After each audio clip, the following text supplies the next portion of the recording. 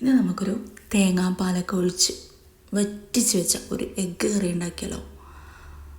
അപ്പം വേറെ കൂടുതൽ ഇൻഗ്രീഡിയൻസ് ഒന്നും ചേർക്കാതെ നമുക്ക് ഒരു അടിപൊളിയായിട്ട് എങ്ങനെയാണ് തേങ്ങാപ്പാൽ ചേർത്ത് കുറുകിയ മുട്ടക്കറി എങ്ങനെ ഉണ്ടാക്കിയെടുക്കുന്നതെന്ന് നോക്കാം.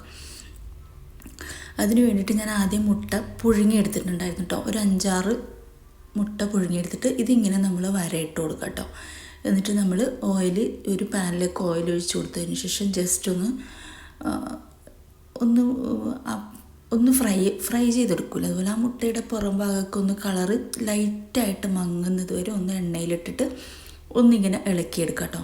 അത് ഇങ്ങനെ വര ഇട്ട് കൊടുത്തു കഴിഞ്ഞാൽ നമ്മൾ കറി ഉണ്ടാക്കുന്ന സമയത്ത് നന്നായിട്ട് അതിൻ്റെ ഉപ്പും അത്യാവശ്യത്തിനുള്ള എരിവും ഒക്കെ അതിൻ്റെ ടേസ്റ്റൊക്കെ ആ മുട്ടയിലേക്ക് പോകാൻ വേണ്ടിയിട്ടാണ് കേട്ടോ.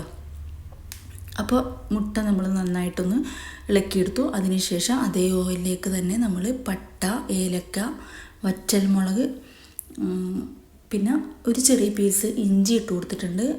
ഇത്തിരിക്കോളം വെളുത്തുള്ളിയും കൂടെ ഇട്ട് കൊടുക്കാം. അതും കൂടി ഇട്ട് കൊടുത്ത് നന്നായിട്ടൊന്ന് ഇളക്കിയെടുക്കാം. ഇതിൽ മുളക് പൊടിയൊന്നും ചേർക്കുന്നില്ല കേട്ടോ. നമ്മൾ കുറച്ച് കുരുമുളക് പൊടി മാത്രമേ ഇതിൽ ആഡ് ചെയ്യുന്നുള്ളൂ. ഇഞ്ചിയും വെളുത്തുള്ളി ഇട്ടിട്ട് ജസ്റ്റ് ഒന്ന് ഇളക്കിയതിന് ശേഷം നമ്മൾ ഇത്തിരി കൂടുതൽ തന്നെ പച്ചമുളക് എടുത്തിട്ടുണ്ട്. അത് ചെറിയ ചെറിയ കുഞ്ഞു കുഞ്ഞു പീസസ് ആയിട്ടാണ് എടുത്തിരിക്കുന്നത്. അതും കൂടി ഇട്ട് ജസ്റ്റ് ഒന്ന് ഇളക്കി കൊടുക്കുക. ഇത്തിരി വേപ്പില ഇട്ട് കൊടുക്കുക കേട്ടോ.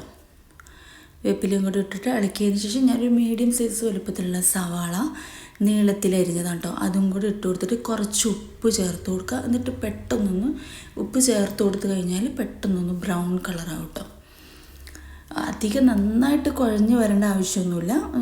ഒരു നേരിയൊരു ബ്രൗൺ കളറായാൽ മതി. ഉപ്പിട്ട് കൊടുത്തു കഴിഞ്ഞാൽ ഇത് പെട്ടെന്ന് തന്നെ ബ്രൗൺ കളറാവും കേട്ടോ. നന്നായിട്ടൊന്ന് മീഡിയം ഫ്ലെയിമിൽ വെച്ചിട്ട് വേണം ഇത് പെട്ടെന്ന്. അല്ലെങ്കിൽ ഈ ഉള്ളിയുടെ ഒരു ഭാഗമൊക്കെ കറുത്തിരിക്കും, ഒരു സൈഡ് വെളുത്തിരിക്കും, അങ്ങനെ ഉണ്ടാവും. അപ്പോൾ ഈ ഒരു രീതിയിലായി കഴിഞ്ഞ് കഴിഞ്ഞാൽ നമുക്ക് ആവശ്യത്തിന് കുരുമുളക് പൊടി ഞാനിവിടെ ചെറിയ ടീസ്പൂൺ നിറച്ചാണ് ഇട്ട് കൊടുത്തിരിക്കുന്നത്. നിങ്ങൾക്ക് എരിവ് അത്രയും വേണ്ട എങ്കിൽ കുരുമുളക് ആയതുകൊണ്ട് കുഴപ്പമില്ല കേട്ടോ.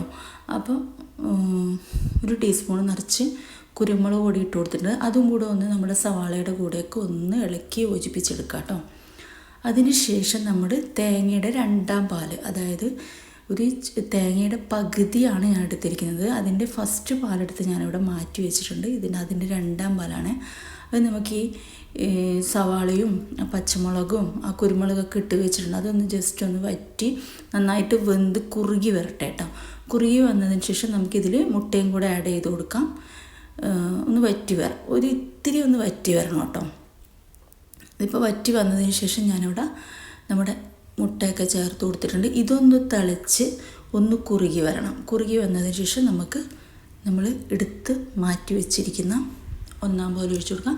1-ാം പാൽ ഒഴിച്ചതിന് ശേഷം തിളപ്പിക്കരുത്, ജസ്റ്റ് ഒന്ന് ഇളക്കിയെടുത്താൽ മതി കേട്ടോ.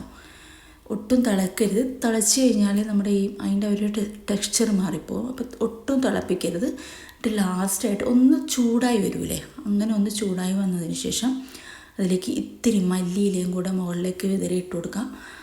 അപ്പം നമ്മുടെ തേങ്ങാപ്പാൽ ഒഴിച്ച മുട്ടക്കറി ഇവിടെ റെഡി ആയിട്ടുണ്ട്. എല്ലാവരും ഒന്ന് ട്രൈ ചെയ്ത് നോക്കുക. പിന്നെ പ്രധാനപ്പെട്ട കാര്യം, ഇഷ്ടപ്പെടുകയാണെങ്കിൽ ഒന്ന് ലൈക്ക് ചെയ്യുക, പ്ലീസ് ഒന്ന് ഷെയർ ചെയ്യുക. സബ്സ്ക്രൈബ് ചെയ്യാതെ ആരെങ്കിലും കാണുന്നുണ്ടെങ്കിൽ പ്ലീസ് ഒന്ന് ചാനൽ സപ്പോർട്ട് ചെയ്തിട്ട് കാണുക. ലൈക്ക് ചെയ്യാൻ ആരും മറന്നു പോകരുത്. കമൻറ്റ് ബോക്സിലൂടെ കമൻറ്റ്, അത് നെഗറ്റീവ് ആയാലും പോസിറ്റീവ് ആയാലും തീർച്ചയായിട്ടും അറിയിക്കുക. അപ്പോൾ ഇങ്ങനെയൊന്നും ഉണ്ടാക്കി നോക്കിയിട്ടില്ല എങ്കിലും ഒന്ന് ഉണ്ടാക്കി നോക്കാം. അപ്പോൾ ഓക്കെ, ഇത്രയേ ഉള്ളൂ. Thank you for watching my video. Thank you.